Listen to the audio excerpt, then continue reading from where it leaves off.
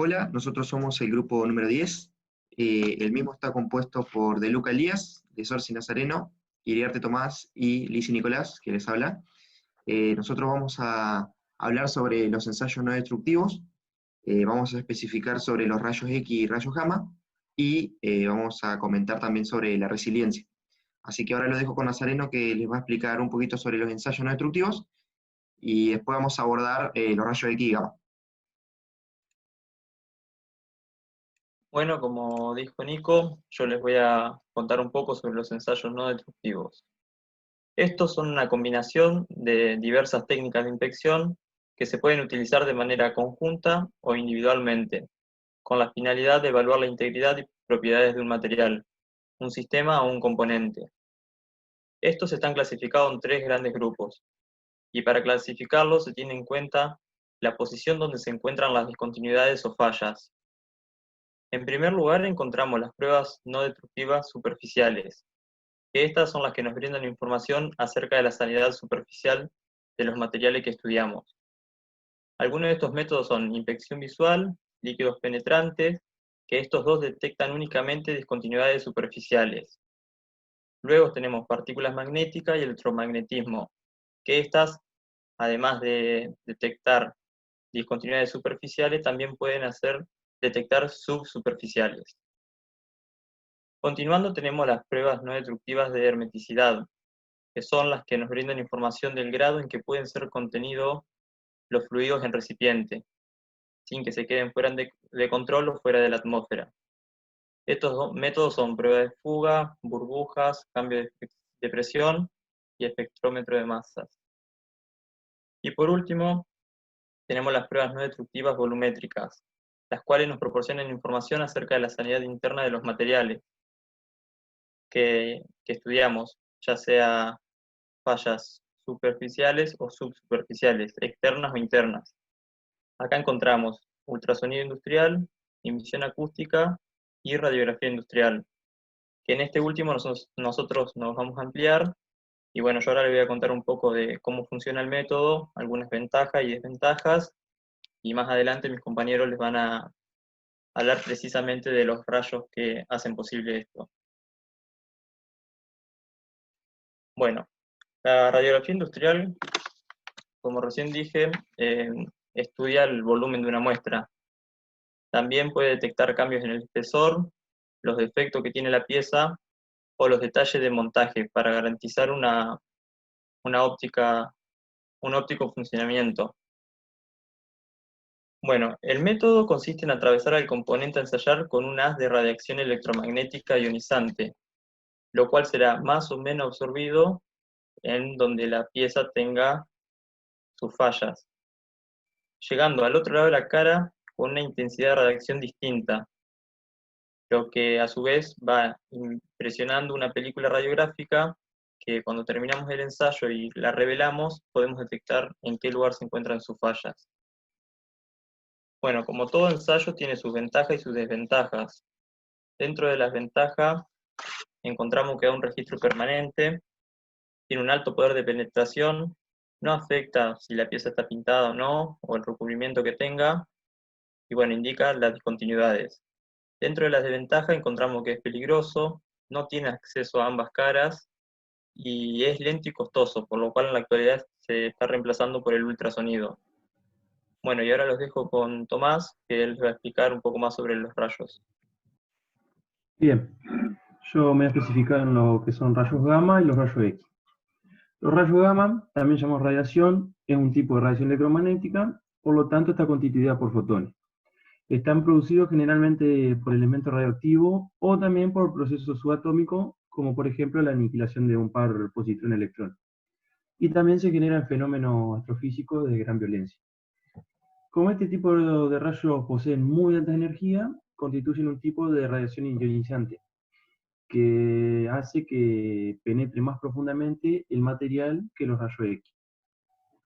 Los rayos gamma son generados por fuentes radiactivas naturales, es decir, estamos hablando de rayos totalmente naturales. O isótopos radiactivos artificiales, que es la otra variante que tiene estos rayos, ya sea por método natural o artificial. Los radioisótopos emiten una radiación constante. Para esto se emplean contenedores especiales o cámaras para almacenar y controlar los rayos dentro de una cápsula. Cuando esta cápsula está en el contenedor, la mayoría de los rayos gamma son absorbidos por el blindaje. Cuando la fuente es sacada del contenedor por medio de un cable de control, la radiación del radioisótopo se dispersa en todas las direcciones y es ahí cuando emplea una radiografía. Bien, una de las aplicaciones que tienen estos son la detección de las laminaciones, roturas del núcleo en materiales compuestos y huecos. Bien, a continuación les explicaré un poco sobre los rayos X. Los rayos X en este caso se producen artificialmente, es decir, ya estamos hablando que estos rayos son totalmente artificiales, no hay alguna posibilidad que sean naturales.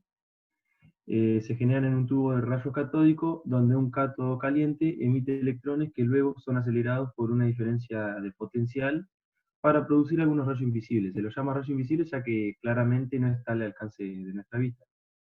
Bueno, estos rayos invisibles golpean en un blanco de metal a altas velocidades y en este proceso las partes más densas del material absorben una cierta cantidad de rayos que nos produce una variación de tonos en una placa radiográfica. Como podemos ver en las imágenes, ahí eso es un generador de rayos X. Bien, siguiendo con los rayos X, una de las aplicaciones, bueno, otra de sus cualidades es que no sufren ninguna desviación, ya sea por efecto de campo magnético o eléctrico, y se propagan siempre en línea recta. También atraviesan los cuerpos opacos sin reflejarse ni refractarse, ya sean absorbidos en mayor o menor grado, según el espesor y la densidad del material, y además de la longitud de la onda de la radiación. Así alcanzan a impresionar una película o placa fotográfica que se sitúa del lado opuesto del material. Bueno, este tipo de ensayos pueden ser utilizados para explorar la estructura de la materia cristalina mediante experimentos de difracción de rayos X, como nombramos recién, por la longitud de onda que tiene similar la distancia entre los átomos, y la difracción de rayos X es una de las herramientas más útiles en el campo de la cristalografía. También pueden utilizarse para determinar defectos en componentes técnicos, ya sean tuberías, turbinas, motores, paredes, vigas, en general cualquier tipo de elemento estructural.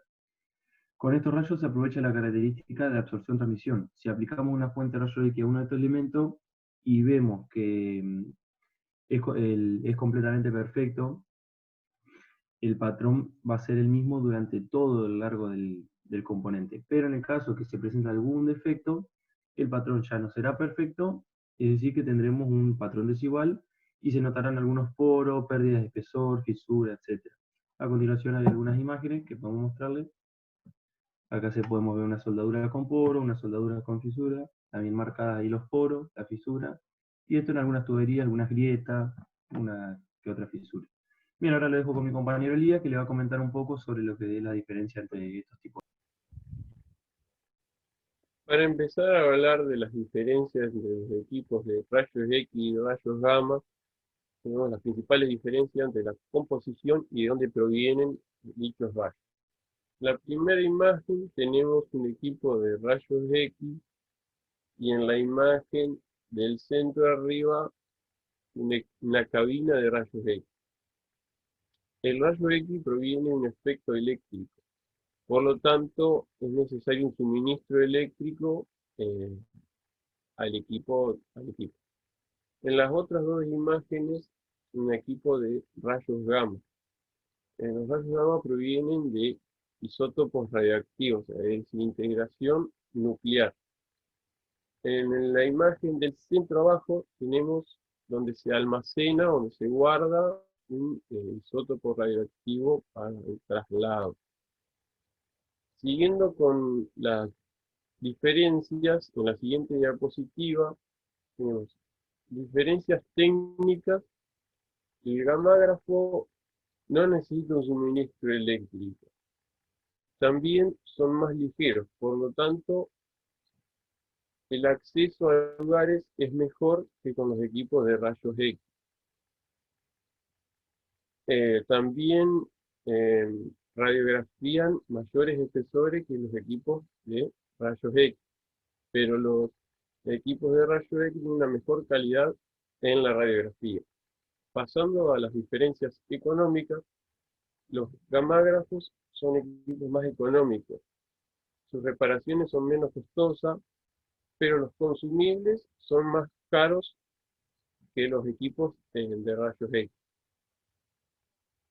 Pasando a las diferencias en seguridad, los rayos X no emiten radiación cuando están apagados. En cambio, los gamágrafos siempre emiten radiación, por ser un isótopo radioactivo. Entonces, el rayo X cuando está apagado no hay un riesgo. No hay un riesgo. Pasando a las diferencias en funcionamiento, los gamágrafos soportan mejor el trabajo en obra. Son más sencillos de manejar y de poner en marcha. Los rayos X permiten permiten una regulación en la cantidad de penetración y la intensidad del haz que se emite. Pasando a la siguiente diapositiva, hablamos de digitalización de radiografía. Hay dos maneras de digitalizar una radiografía. Por un lado, la placa radiográfica se cambia por un captor cuya lectura es más rápida y con más definición que una placa radiográfica. Por lo tanto, al ser más rápido, en series donde se precisa velocidad, es mucho mejor. Después tenemos de las placas radiográficas un escaneo de alta resolución, lo que nos permite es tener una placa radiográfica de forma digital con muy similares las características de una de la otra para un mejor almacenamiento. Ahora Nico Lisi va a hablar un poco de por qué la utilización de la radiación electromagnética? Bueno, en estos ensayos la radiación electromagnética es muy utilizada porque es capaz de propagarse a la velocidad de la luz, tiene una menor longitud de onda, una mayor energía y poder de penetración. Esto hace que sea ideal, digamos, para poder descubrir la presencia de discontinuidades, como había nombrado antes mi compañero, para poder encontrar estas fisuras en el material, o poros, o lo que sea, digamos, de una forma más rápida, más fiable, más precisa y más concreta. En la siguiente diapositiva voy a hablar sobre la resiliencia, que la resiliencia es la capacidad de almacenar energía en el periodo elástico y corresponde al área que se encuentra debajo de la curva en el ensayo de tracción, entre la deformación y el límite de proporcionalidad elástica del material. Eso lo podemos observar en la imagen de abajo, que ahí podemos ver que se encuentra el límite elástico en un punto superior, y todo lo que está pintado con verde sería la resiliencia, que bueno, se encuentra, digamos, es el estado de deformación hasta el límite elástico. Todo eso comprende la resiliencia. En simples palabras, la resiliencia es la capacidad de un material de absorber energía elástica cuando se deforma y de cederla cuando se deja aplicar esta carga.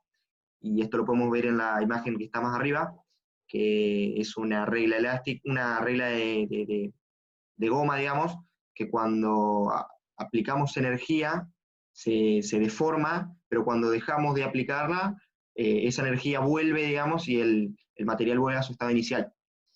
Una de las propiedades asociadas a esto es el módulo de la resiliencia, que es con lo que se mide la resiliencia de cada material, que es la energía, digamos, de deformación por la unidad de volumen que se requiere, digamos, para deformar el material hasta el límite elástico.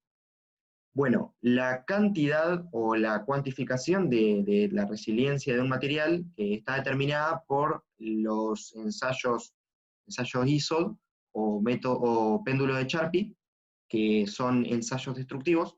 Los mismos consisten en golpear una probeta de material hasta romperse. Un elevado grado de resiliencia es característico de aceros con alto contenido de austenita, o sea, austeníticos, y en los aceros al carbono, aquellos aceros con menor contenido de carbono tienen una mayor resiliencia que los aceros duros. Bueno, en la siguiente diapositiva voy a explicar la diferencia, digamos, entre el ser materiales con alta resiliencia o materiales con baja resiliencia. Un material con alta resiliencia a la deformación, es decir, un material más resiliente, es el que sufre una deformación de manera significativa o importante, y bueno, todo esto antes de romperse o deformarse de forma definitiva, digamos. Mientras que un material con baja resiliencia o menos resiliente se define aquel que apenas experimenta una deformación antes de romperse de manera definitiva o deformarse de manera definitiva. Ejemplos de esto pueden ser un material con alta resiliencia, una goma elástica. El material se deforma, se estira y digamos, luego de aplicar esta carga, o sea, al ceder esta carga, vuelve a su estado inicial. Y un ejemplo de un material con baja resiliencia puede ser el vidrio. Digamos, al aplicarle una pequeña deformación, por ser un material frágil, este se fractura, digamos. Así que bueno, espero que haya quedado un poco claro esto. Gracias por ver esta presentación. Espero que les haya gustado, que se haya entendido. Cualquier duda o consulta nos pueden escribir debajo en los comentarios